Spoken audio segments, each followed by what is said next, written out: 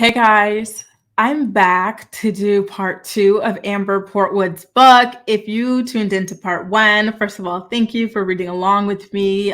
You probably remember that I found it to be rather enjoyable of a book. So I am looking forward to continuing. And I mean, enjoyable in that it's well written and it sheds a lot of light into Amber's past, her upbringing, why she is the way that she is and things like that, right? So now, obviously, I want to continue along with you. But before we head into part two, I just wanted to tell you guys something, which is that obviously part one dealt with a lot of very heavy subjects. And I flagged it as such when I uploaded it to YouTube. I said, okay, there's like some heavy content, blah, blah, blah. But this is the first time this has ever happened to me. But that book was so heavy that it triggered the YouTube algorithm so hard. And then the YouTube, for the first time ever, sent me an email saying, Grace, are you okay? Like, our staff, like, we're worried about you after that last video you uploaded. I was like horrified by that email. I deleted it immediately. I was like, whoa, damn. Like, that's the first time I ever got it. I was like,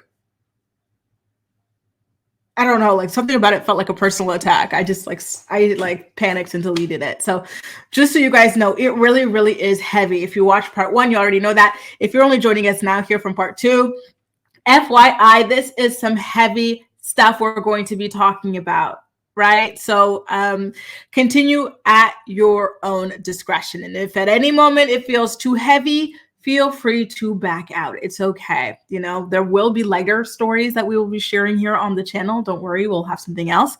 But yeah, I just want to let you guys know that, okay? Anyway, let's get going for part two of Amber's book, So You're Crazy Too. By the way, has it been confirmed yet whether or not she actually wrote these poems on her own? If so, great for her. I do enjoy her poetry. Now, let's get into it. They say never let someone else's bitterness ruin your day. Enjoy your life, be happy, and try to stay calm. But what if you're the person ruining someone else's day? Are you a horrible person? Dun, dun, dun.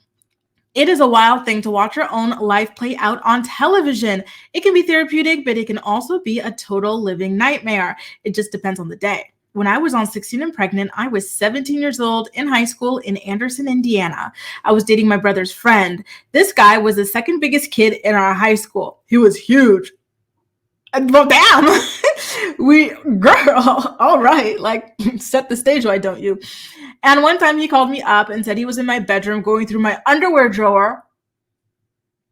Mind you, she was 17. She was a minor. And Gary was in his 20s at this point. Wow, girl, go ahead and call him huge then, because he deserves a lot worse for what he was doing to you. I thought this approach was so weird that I actually fell for this gigantic goofball. I got pregnant unexpectedly, and because my boyfriend and I were in love, we were excited to have a baby and start our lives together. My family still did not have a lot of money. We didn't have a fancy house or even a telephone until I was well into my teenage years. The only TV we could watch was maybe one show filled with static that we could get by hanging a wire hanger out the window. Oh, I remember those days. Before we'd get like cable, like when we'd go from this is Canada, right? Some Bell to Rogers to Telus or whatever. And then you'd have those in-between days where you're like, damn, I don't have no damn service. Or when you get a new TV in the house before you even get service. Like I remember the static era. And I think, correct me if I'm wrong, because I'm born in 93. So I feel like I'm still of this era when I still remember the computer screens where it's like just black, green, and you play the Pong thing, that type of stuff. So I'm pretty sure that, there was a time when we didn't even have like satellite TV. It was just the cable thing. Correct me if I'm wrong though, the antenna thing. Now, there were many days as a child that my family wasn't sure how food was going to get on our table. So when my brother applied to be on the MTV show Underaged and Engaged and told MTV that he had a pregnant teenage sister, and they asked me to send them a video audition for a new show they were developing, I jumped at the chance. Honestly, I needed the money. Never once did I think that this tape I submitted would lead to a 12-year television career. Not in my craziest of dreams did I think that sassy little video I sent to MTV that featured my cat lying on my thigh would lead to the life I have now. I actually never wanted to be famous. We've heard that a million times. And not just from Amber, but from other famous people who obviously wanted to be famous, right? And I still don't want that, but this is how I make a living. It's a tremendously difficult thing to watch your own life unfold, your best and worst moments, and grow up watched and inevitably judged by millions of other people. Don't worry, girl, it's now only hundreds these days. There were not a lot of shows like on TV like 16 and Pregnant at the time. In 2009, when the show began, it was not called a reality show. It was a docuseries. And the producers were dedicated to showing, in a realistic way as possible, the lives of a few teenagers about to give birth. You know what? This is giving True Life vibes. And I was a fiend injected into my veins for True Life. I love that show. There was very little intervention from MTV at the time. We were just followed around with cameras and encouraged to live our lives as if the cameras were not there. Years later, the show would turn from docuseries to reality TV. And you do feel the difference over the years. When the show started, it was a true phenomenon. I was famous overnight, especially in the small town of Anderson, Indiana. Nobody on TV had ever come out of Anderson. I was recognized everywhere I went. It was overwhelming. I went from a typical high school kid to a local celebrity in the blink of an eye. I did not know how to handle this level of notoriety. And frankly, I still don't quite know how to handle this.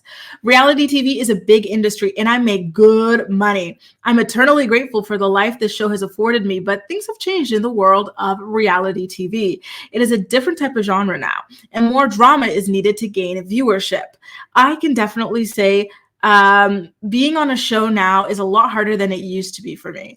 I miss the camaraderie we had with our old crew. The crew 16 and Pregnant was a bunch of kind and compassionate people. Oh, not us talking ish about production. Come on, gather around. Let's go. I remember having huge family meals with the crew after filming and everyone laughing and joking around. Filming this show at the time felt like home. The first season of the show featured my boyfriend and I moving into our first house and getting ready for the birth of our baby girl. When the producers came to film me for the pilot of the show, I wouldn't let them film inside my family's home because I didn't think it was nice enough for TV. My boyfriend and I got engaged, and I was all smiles and filled with that new mom joy. But I was young and I struggled with a host of mental illnesses, some of which had not been diagnosed and most of which were not properly medicated. And I had a pretty drastic opioid addiction that was kept at bay by my pregnancy, but that started up again 6 months after I gave birth. So I want to pause to talk about the opioid addiction. For me, it's really surprising to hear that she had this since she was a teenager. You know, again, whenever I hear these stories about like what certain teenagers are getting up to, I'm like, wow, thank God I was like, you know, I had bubble wrap parents. Like the fact that kids are out here bumping and grinding it before they hit their double digits, or like, you know, early into their double digits, not even teens yet. And then like, you know, they're getting pregnant at these ages and they're, you know, addicted to all sorts of things. I'm like, where are the parents in all of this? Like, wow, like it is just so shocking and sad to see the way that some other people grow up. You know, it's really, really, really sad, right? I can't believe that she had this. And now I'm remembering the last time I was reading part 1 for you guys, the first 2 chapters, she was talking about how she used to hang out with the gangsters and the dealers and stuff like that. I don't remember her talking about partaking, but I do have a goldfish memory. But wow, here she is already addicted.